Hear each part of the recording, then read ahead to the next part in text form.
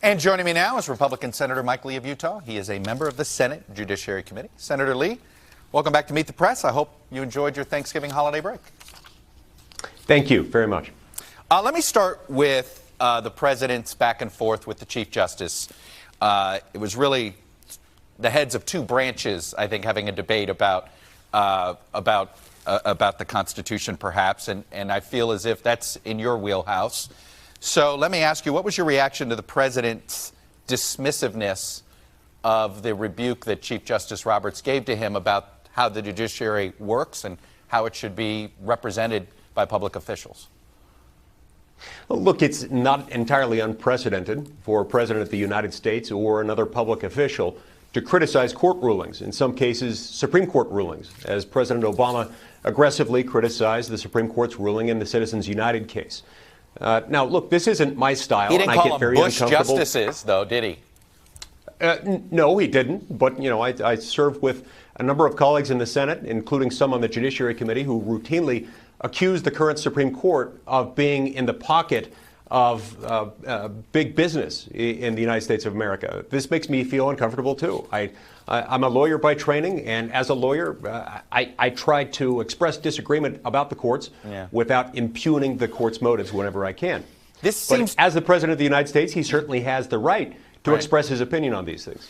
The problem is when he speaks, he carries with him a big following that goes down these rabbit holes with him. He's gone after the judiciary. He's gone after the integrity of our election systems.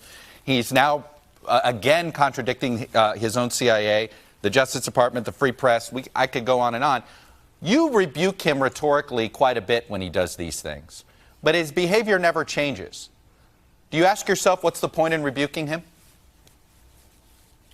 Well, he has been elected president of the United States. We all know that he has an unconventional style. He has had a different approach than other people have taken to this job. But he is, in fact, the president of the United States, and it's some of these same styles that helped get him elected in the first place. And so what I can do for my part as a United States senator is to help steer him in a direction that I think is consistent with his policies and in the best interests of the American people. Do you have a breaking point? Do you have a breaking point? Oh, sure. Look, anytime somebody violates the Constitution, I'm going to call them out on it. I'm going to do what I can from my position as a member of the U.S. Senate to stop it.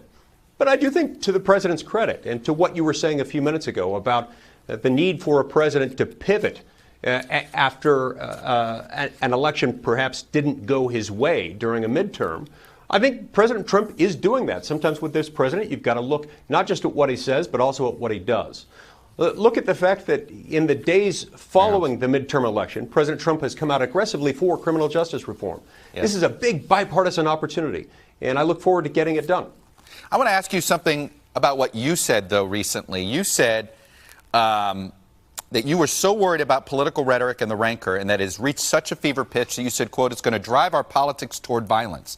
Ultimately, this will come down to a binary choice, federalism or violence. It's a pretty extreme diagnosis of the current problem.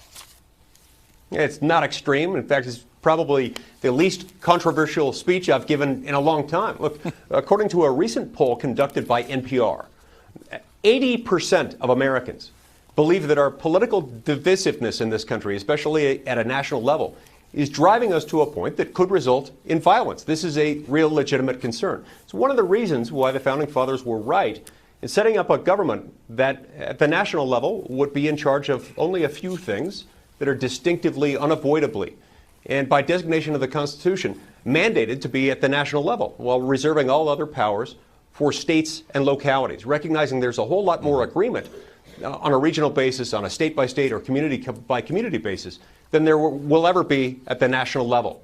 And I think that is the best way. It may well be the only way to avoid some of this divisiveness.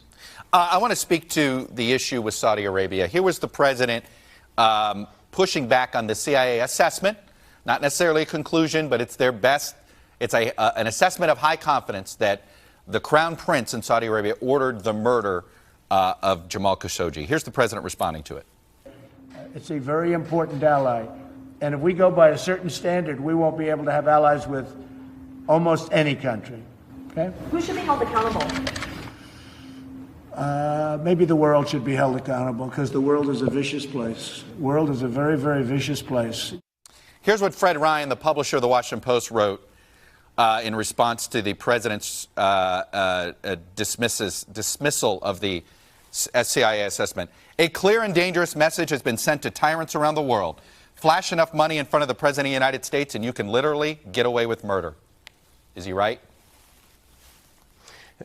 I disagree with the president's assessment. It's inconsistent with the intelligence I've seen. Now, look, I don't have access to everything the president sees. I'm not sure what he's relying on. The intelligence I've seen suggests that this was ordered by the Crown Prince, and is yet another reason why I've been pushing and why I joined forces with Bernie Sanders back in February to get us out of fighting Saudi Arabia's civil war effort in Yemen against the Houthis. I think this is yet another indication that this unauthorized, unconstitutional war, from our standpoint, is not something that we ought to be fighting. This is not an ally that deserves this kind of military intervention, especially because there's been no connection between the safety of the American people and our involvement in this war. It's one of the reasons why we've got to get out now. And I believe this is an opportunity for the Congress to weigh in and say, let's halt our efforts in Yemen. Is it fair to ask the question, what is the president's motives behind siding with the Saudis? And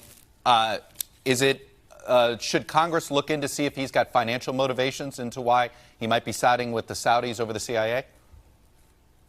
Look, I don't know why he's siding with the Saudis, but I think there are things we can do to change our relationship with the Saudis, notwithstanding whatever his personal motivations might be.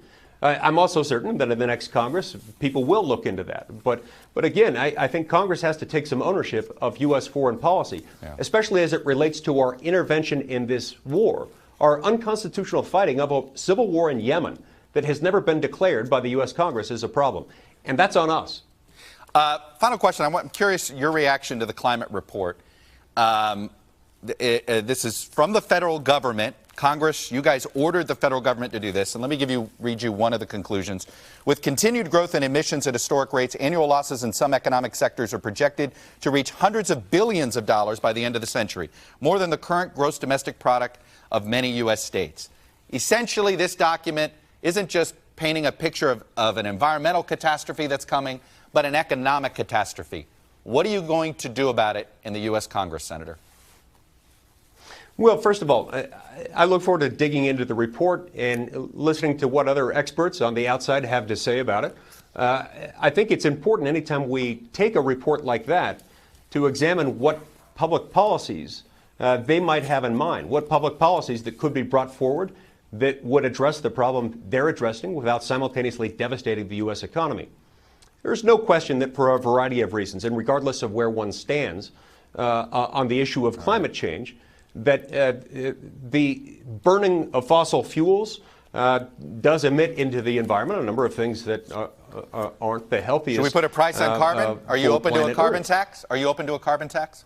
No, I'm not. All the proposals I've seen so far that would address any of these issues would devastate the U.S. economy and have little or no benefit that is demonstrable from our standpoint. And so I have yet to see a proposal that would bring this about. I think if we're going to move away from fossil fuels, that's got to be done through innovation. And innovation can be choked out through excessive government regulation. We can't let that happen. All right, Senator Mike Lee.